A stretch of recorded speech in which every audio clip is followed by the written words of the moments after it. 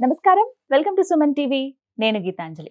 ప్రస్తుతం మనతో పాటు ఉన్నారు అరుణాచలంలో ఉన్నటువంటి నిత్యాగ్ని ఆశ్రమ నిర్వాహకులు శ్రీని గురూజీ గారు. నిత్యాగ్ని ఆశ్రమం గురించి చెప్పాలంటే ప్రతిరోజు అండి గత 10 సంవత్సరాలుగా నిర్విరామంగా అన్నప్రసాద వితరణ చేస్తూ ఉన్నారు. ప్రత్యేకించి మధ్యాహ్నం సమయంలో చూసుకుంటే 11:30 నుంచి 3:30 గంటల వరకు ముందుగా సాధు పుంగవులు ఎవరైతే ఉంటారో వారికి, అలాగే అన్నార్తులు కావచ్చు, అక్కడికి వచ్చేటువంటి పర్యాటకులు గాని, యాత్రికులు ఎవరైతే వస్తారో ఆ స్థలాన్ని సందర్శించేవారు వారికి ఇలా అన్నప్రసాద వితరణ చేస్తారండి. అత్యద్భుతమైనటువంటి అవకాశంగానే భావించాలి ఇది మనం. అలాగే గురువుగారు ప్రత్యేకంగా సర్వదేవతా హోమాలు నిర్వహిస్తూ ఉంటారు. అలాగే మంత్రశాస్త్రం ఇవన్నీ కూడా ఎవరైతే భక్తులు ఆసక్తిగా ఉన్నారో వారందరికీ ఇవి నేర్పిస్తారు. సులువుగా ఇంట్లోనే మనందరం యజ్ఞం చేసుకునే విధంగా. యజ్ఞం అనగానే మనందరికీ ఒకటే ఆలోచన వస్తుంది, ఏదో పెద్ద ప్రాసెస్ ఉంటుందేమో. అలా కాకుండా కేవలం 10-15 నిమిషాల్లో సర్వదేవతల హోమం ఎలా నిర్వహించుకోవాలో, ఆ ప్రతిఫలాన్ని మనం ఎలా పొందాలో చాలా చక్కగా వివరిస్తారండి. ఇలా ఎంతో మందికి నేర్పించి భక్తి మార్గంలో నడిపించారని చెప్పడంలో అతిశయోక్తి కాదు.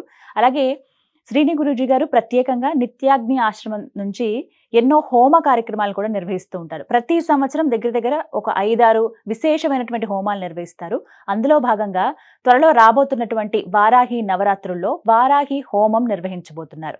అసలు వారాహి అమ్మవారి గురించి, ఆవిడ ఉద్భవం కావచ్చు, ఎలా ఉంటారు అమ్మవారు, ఎలా అనుగ్రహిస్తారు, అసలు హోమాన్ని ఎలా నిర్వహించవచ్చు, ఎవరెవరు ఈ హోమంలో పాల్గొనొచ్చు, ఈ వివరాలన్నీ గురువు గారి మాటల్లో విని తెలుసుకుందాం. గురుగారు నమస్కారం అండి. ఎలా ఉన్నారు? చాలా సంతోషం అండి మిమ్మల్ని కలవటం చాలా రోజుల తర్వాత. గురుగారు, వారాహి అమ్మవారి ఉపాసన చేసేటప్పుడు చెయ్యకూడని పనులు ఏమిటి, అసలు ఎలా ఉండాలి వివరించండి. ఏ దేవత ఉపాసన అయినా కానీ 2 విధాలుగా ఉంటుంది.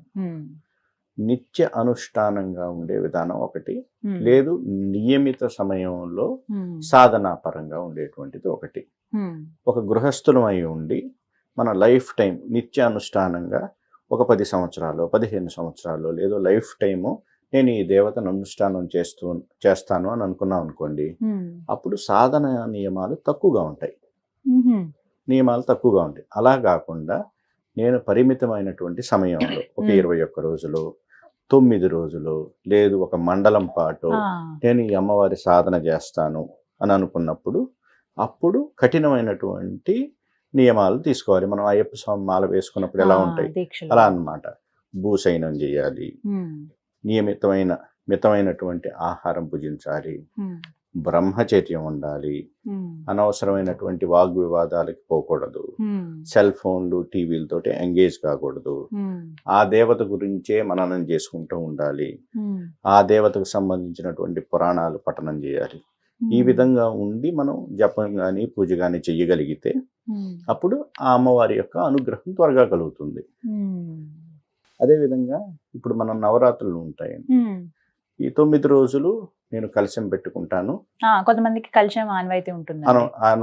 కలశం అంటే ఏముంటుంది, కలశంలోకి జలం ఉంటుంది, వరుణుడు ఉంటాడు, వరుణుడిలోకి అమ్మవారిని ఆవాహన చేస్తాం. అంటే 9 రోజుల పాటు అమ్మవారు మన ఇంట్లో ఉంటుంది. అంటే మనం ఇంటికి ఒక విఐపి వస్తే ఎలా చూడాలి, పొద్దున్నే నిద్ర లేవాలి, స్పెషల్గా ట్రీట్ చేయాలి కదా.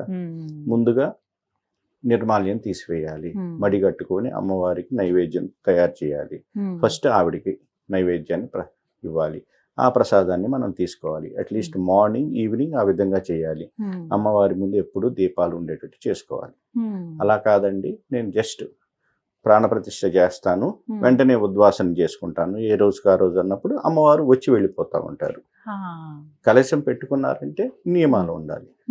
మనం కలశం పెట్టుకొని అమ్మవారిని మన పూజ గదిలో పెట్టుకొని మనం హాల్లో కూర్చొని సినిమా చూడటము, లేదు తినకూడని ఆహారం భుజించడం, లేదు భార్యాభర్తల మధ్య ఏదైనా తగాదాలు పెట్టుకోవటము, ఇలాంటివి చేస్తే అమ్మవారి అనుగ్రహం దొరకదు.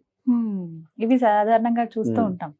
నియమం పాటించే దగ్గర కొద్దిగా అలాంటప్పుడు నియమాలు ఇంత నియమంగా మేము ఈ 9 రోజులు కూడా ఉండలేము అనేటప్పుడు కలశం పెట్టుకోకుండా చక్కగా చిత్రపటం పెట్టుకోవటం, పొద్దున సాయంత్రం పూజ చేసుకోవటం ఉండొచ్చు అన్నమాట. అలా అది బెస్ట్ అన్నమాట. కలశం పెట్టుకున్నాము అంటే మనం ఒక ప్రతిజ్ఞ చేసాం, 9 రోజుల పాటు అమ్మవారిని మన ఇంట్లో పెట్టుకుంటున్నాం అని అర్థం. ఆ నియమాలు మన ఇంట్లో ఒక వివిఐపి ఉన్నారు, దేవత వచ్చి కూర్చొని ఉన్నారు అనేది మనం ఎప్పుడు అనుక్షణం ఫీల్ అవ్వాలి. అప్పుడు ఇలా క్రమబద్ధంగా నియమబద్ధంగా చేసుకుంటే అమ్మవారి అనుగ్రహం ఉంటుంది. అవును. లేదండి నాకు ఈ 9 days వల్ల కాదు, నేను ఏ రోజుకి ఆ రోజు ప్రతిష్ట చేసుకుంటాను, ఏ రోజుకి ఆ రోజు ఉద్వాసన చేసుకుంటాను, పూజ మాత్రం బాగా చేసుకుంటాను. ఆ పద్ధతి కూడా ఉంది, చేసుకునే పద్ధతి. విన్నారు కదా, మీరు కూడా ఎవరైనా వారాహి హోమంలో పాల్గొనాలి అనుకుంటే స్క్రీన్ పైన నెంబర్స్ ఇస్తామండి, మీరు సంప్రదించవచ్చు. అలాగే ఒక ఫామ్ ఉంటుంది, మీరు ఆ ఫామ్ ఫిల్ చేస్తే చాలు. పేరు, అడ్రస్, గోత్రము, కుటుంబ సభ్యుల పేర్లు ఇవి చాలా ముఖ్యం. పిన్ కోడ్ కూడా అసలు మర్చిపోదు, ఎందుకంటే హోమం నిర్వహించుకున్న తర్వాత ఆ దివ్య ప్రసాదం మన ఇంటి దాకా వస్తుందండి. మీరు ఎక్కడ ఉన్నా సరే ఆన్లైన్లోనే మీరు చక్కగా ఎన్రోల్ చేసుకోవచ్చు. దానికి సంబంధించిన డీటెయిల్స్ అన్ని కూడా నేను మీకు అందిస్తాను.